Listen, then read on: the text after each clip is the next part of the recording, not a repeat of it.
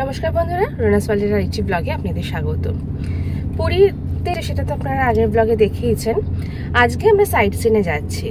কোণার্ক, উদয়গিরি, খণ্ডগিরি তো আগের ব্লগে দেখিয়েছেন। এই ব্লগে দেখাবো নন্দনকানন। সেখানে যাওয়ার আগে প্রভু জগন্নাথের মন্দির দর্শন এবং সমুদ্র দর্শনটা করে নিয়ে চলুন। কম বেশি আমরা প্রত্যেকেই জানি জগন্নাথ দেবের মন্দিরের ভেতরে মোবাইল নিষিদ্ধ, কোনো ধরনের চামড়ার জিনিসও নিয়ে ঢোকা যায় না। তাই আপনি যখন আসবেন এইখানেই সেগুলো জমা দিয়ে ভেতরে ঢুকতে হবে। ওপরে দেখা যাচ্ছে জগন্নাথ দেবের মন্দিরের যে ধ্বজা সেটি। আর এখন সবসময় ঢোকার নিয়ম হচ্ছে দর্শনার্থীদের এই পশ্চিম গেট দিয়ে। আর এখানে দেখুন, এই যে গেটের পাশেই রয়েছে, মন্দিরে ঢোকার আগে জুতো এবং মোবাইল জমা দিয়ে যেতে হবে এবং এটা কিন্তু সম্পূর্ণরূপে বিনামূল্যে। নতুন করে সাজিয়েছে, খুব সুন্দর।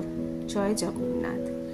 জগন্নাথ দেব দর্শন করেই মনে হলো আপনাদেরকে একটু বিকেল বেলার সমুদ্র তটটা দেখাই। আকাশের অপরূপ সৌন্দর্য মানুষকে কিন্তু মুগ্ধই করে। প্রায় সন্ধে হতে যাচ্ছে, কিন্তু প্রচুর লোক এখনো জলে রয়েছে। ওই যে দূরে আমার মেয়েও কিন্তু দাঁড়িয়ে জলে পা ভিজিয়ে। আর এই যে সন্ধেবেলায় বিচের যে পরিচিত মার্কেট, তার ভিড়। গরমকাল বলেই আরো বেশি লোকের এখানে সমাগম। রাত্রিতেও কি সুন্দর লাগছে দেখুন সমুদ্র। দাঁড়ান, গর্জনটা শোনাই আপনাদের।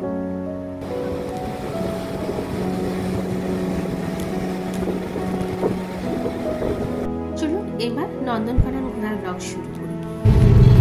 উদয়গিরি, খণ্ডগিরি দেখে ওইখানেই কতগুলো ছোট ছোট ইটারি আছে, যেখানে আমরা লাঞ্চটা সেরে রওনা দিয়েছি নন্দনকাননের উদ্দেশ্যে।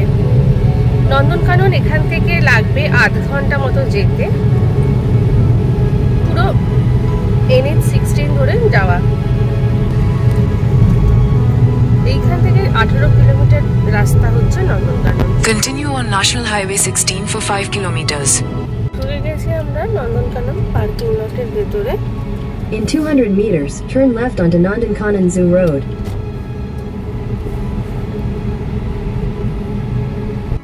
গাড়ি পার্ক করে চলে যাচ্ছি নন্দনকাননের টিকিট কাউন্টারের সামনে। এই যে এখান থেকে ঢুকে বাঁ দিকে পড়বে টিকিট কাউন্টার। সেখানে আপনি যদি চান আপনি কার্টের ভাড়া এবং গাইডের ভাড়া দিয়ে টিকিট কাটতে পারেন। স্টিকার লাগিয়ে ঢুকে পড়লাম জুলজিক্যাল সার্ভে অফ ইন্ডিয়া নন্দনকাননে। এই যে ঢুকেই সবার আগে আমরা যাচ্ছি লাইন দিতে, যাতে কার্টে করে উঠে পড়তে পারি। এই যে সামনে দেখছেন, এই কার্ডগুলো করে সবাই যাবে, কিন্তু তার আগে লাইন দিতে হবে। আমরা নন্দনকাননে ঢুকেছি অনেকটা বেলা করে, তাই কার্ডটা নিয়েছি আরো। উঠে পড়েছি কার্টের ভেতরে। সেখান থেকেই আমরা প্রথমে যাচ্ছি হিপোপটেমাসকে দেখতে।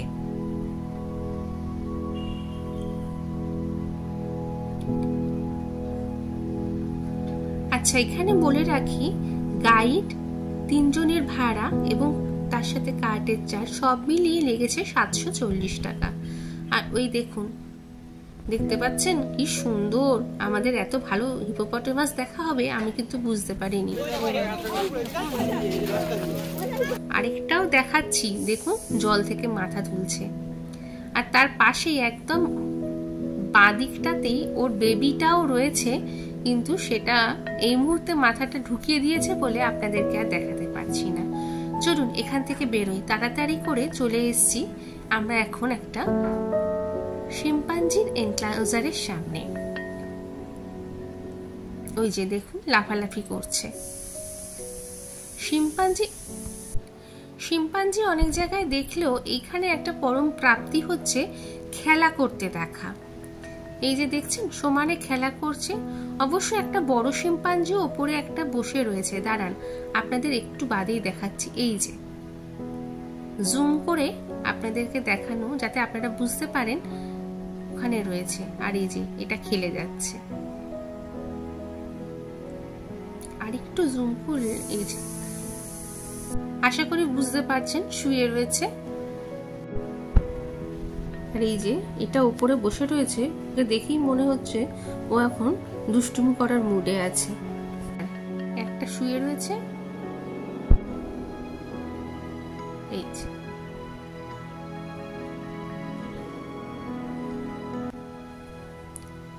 এই যে দেখছেন কিরকম তারে ঝুলছে।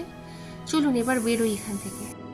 এখান থেকে বেরিয়ে সবার আগে যেটা পড়বে সেটা হচ্ছে রেপটাইলের এনক্লোজার গুলো, কিন্তু আমার খুব একটা ঢোকার ইচ্ছা নেই, আমার ভীষণ গা ঘিনঘিন করে।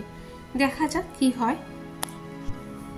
হাঁটতে হাঁটতে চলে এসছি, সামনেই লেখা আই লাভ নন্দনকানন, আর এই ডান দিকে পড়ছে রেপটাইলের জায়গাটা। এখানে বলে রাখি, কার্ড থাকলেও এখানে কিন্তু কিছু কিছু ক্ষেত্রে আপনাকে হাঁটতেই হয়। দেখুন, রেপটাইলে ঢুকবো না বলা তো সবার আগে কিন্তু কুমিরের দর্শনটা পেয়ে গেলাম। কিরকম মুখটা হাঁ করে রয়েছে দেখছেন? দাঁড়ান, এই যে দেখুন পুরো হাঁ করে রয়েছে, কি সাংঘাতিক। এখান থেকে বেরোই চলুন। যেটা বলছিলাম কার্টের ব্যাপারে, কার্টগুলো আপনাকে এক একটা জায়গায় নামিয়ে দেবে, সেখান থেকে আপনি হেঁটে যাবেন, আবার কিছুক্ষণ আপনাকে দাঁড়াতে হবে, আরেকটা কার্ট আসবে, আপনি উঠবেন। এইভাবে কিন্তু কার্টগুলো চলে যাচ্ছে, কনস্ট্যান্ট কার্টগুলো আসছে, লোকে লাইনে দাঁড়াচ্ছে, সুন্দরভাবে উঠে যাচ্ছে। কথা বলতে বলতেই দেখুন কিরকম একটা জিরাফ দেখতে পেয়ে গেলাম। আমরা নামছি না যদিও। গাইডকে জিজ্ঞাসা করা হলে বললেন যে টোটাল 3টে জিরাফ আছে এখানে, 2টো জিরাফ পেছন দিকে রয়েছে, তাই জন্য দেখা যাচ্ছে না। তবে সবচেয়ে বেশি যেটা আছে সেটা হলো বাঘ। প্রথমেই সাদা বাঘের দেখা পেলাম। দাঁড়ান, এই যে আশা করি বুঝতে পারছেন অনেকটা দূরে রয়েছে, কিন্তু দেখা তো পেলাম। আর প্রচুর আছে রয়্যাল বেঙ্গল টাইগার। এই যে দেখুন কিরকম রাজকীয় মেজাজে বসে আছে।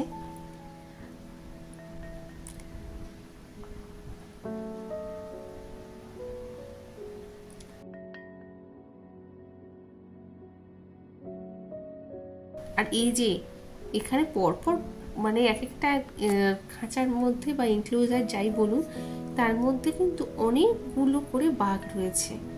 যে যে উঠেছে দেখো। গাইড বললেন কিছুক্ষণ আগেই ওদের খাবার দেওয়া হয়েছে, তাই প্রত্যেকেই মোটামুটি এক একটা জায়গায় বসে নিজেদের খাবার খাওয়ার পরে একটু জিরিয়ে নিচ্ছে।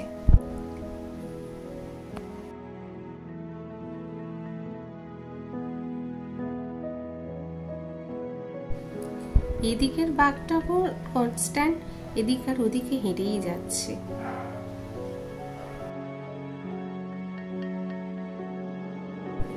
বাঘের আরো খাঁচা রয়েছে, কিন্তু এখন আমরা এদিক থেকে বেরিয়ে আগে যাচ্ছি হাতি দেখতে। শুনলাম এখানে একটা হাতি একটু অসুস্থ আছে, তাই জন্য সেবা শুশ্রূষা চলছে, আর এটা একটু ভালো আছে। তবে আমাদের হাতে যেহেতু সময়টা খুবই কম, আমরা বেশিক্ষণ এখানে দাঁড়ালাম না, এগিয়ে চলেছি অন্য দিকটাতে, যদি আর কিছু দেখা যায় সেই জন্য। ভেটেরিনারি হসপিটাল আর অ্যানিমালস আর বেবিসদের জন্য,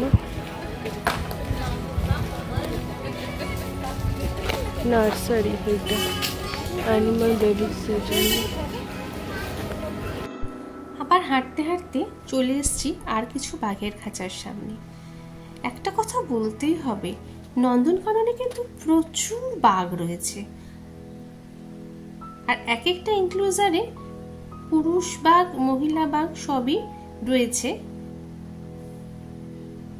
এবং বেশ অনেক সংখ্যায়।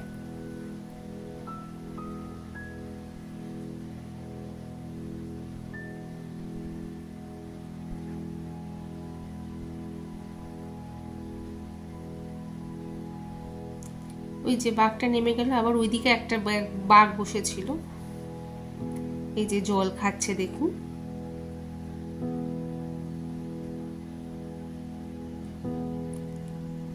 এই বাঘটা মনে হচ্ছে ভেতরটায় ঢুকবে, মানে আমাদের গাইড সেটাই বললেন। ও বোধহয় আবার কিছু মাংস খেতে যাচ্ছে।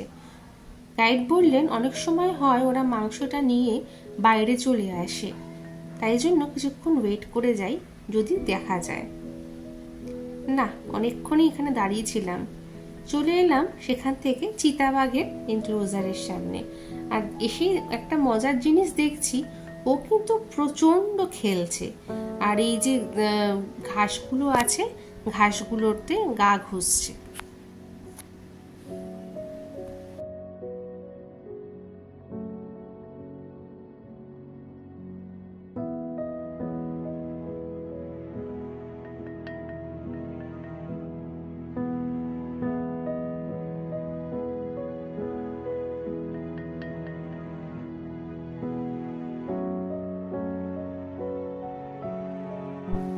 এত কাছ থেকে লেপার্ডকে দেখবো এবং তার নিজের মতো খেলা দেখবো, সত্যি কিন্তু ভাবতে পারিনি। প্রায় 5:30 বাজতে চললো, বেরিয়ে যাচ্ছি আমরা নন্দনকানন থেকে। আশা করছি আপনাদের এই ব্লগটা ভালো লেগেছে। যদি ভালো লেগে থাকে অবশ্যই লাইক, কমেন্ট, শেয়ার এবং সাবস্ক্রাইব করবেন। দেখা হবে খুব শিগগিরই পরবর্তী আরেকটি ব্লগে। সবাই খুব ভালো থাকবেন, সুস্থ থাকবেন। নমস্কার।